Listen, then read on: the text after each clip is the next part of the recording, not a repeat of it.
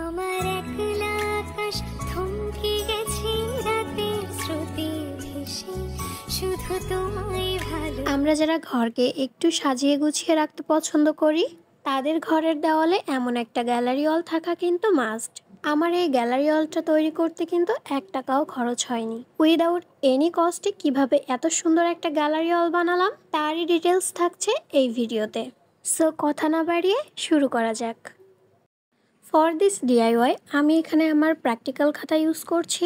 এই প্র্যাকটিক্যাল খাতার কাভার পেজগুলো বেশ হার্ড হয়ে থাকে। এখন একটা কাঁচির সাহায্যে এটাকে কেটে নিব। এখন একটা পেপার নিয়ে এই কাভার পেজ থেকে হালকা একটু বড় মাপ করে কেটে নিব।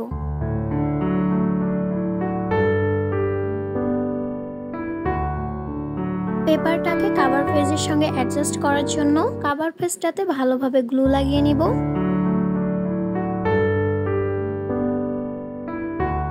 দেন পেপারটাকে কাভার পেজের সঙ্গে সেট করে নেব।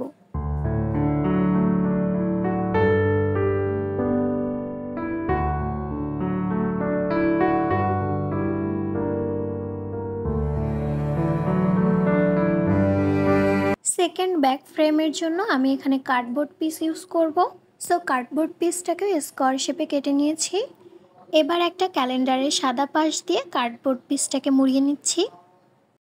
এবার গ্লুয়ের সাহায্যে সেট করে নিচ্ছি।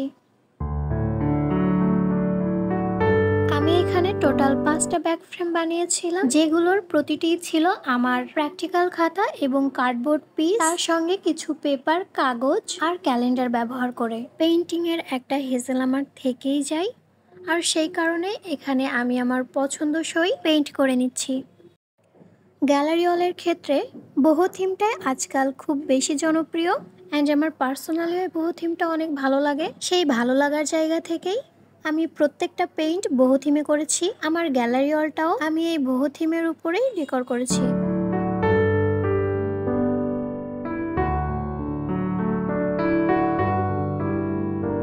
তবে পেইন্টিং এর এই পার্টটা কিন্তু টোটালি অপশনাল। আপনারা চাইলে গুগল থেকে ফটো ডাউনলোড করে ফ্রেমের সঙ্গে সেট করে নিতে পারেন।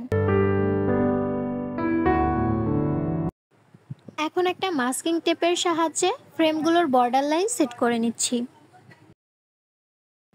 এখন একটা ব্রাশের সাহায্যে মাস্কিং টেপ দিয়ে বানানো এই বর্ডার লাইনগুলোতে রং করে নেব। বর্ডার লাইনের শেপটা স্ট্রেট রাখার জন্য আমি এখানে একটা স্কেল ব্যবহার করেছিলাম, যার কারণে আমার প্রতিটা ফ্রেমের বর্ডার লাইন কিন্তু একেবারে স্ট্রেট ছিল।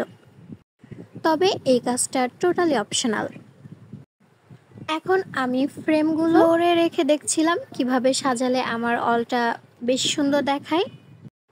দেন ফ্রেমগুলোর পেছনে বোথ সাইড টেপ লাগিয়ে সবগুলো ফ্রেম দেওয়ালে হ্যাং করে দিব।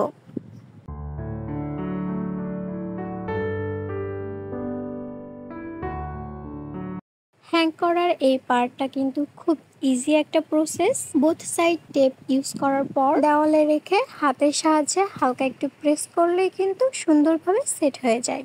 And it's ready. Hair is the final look.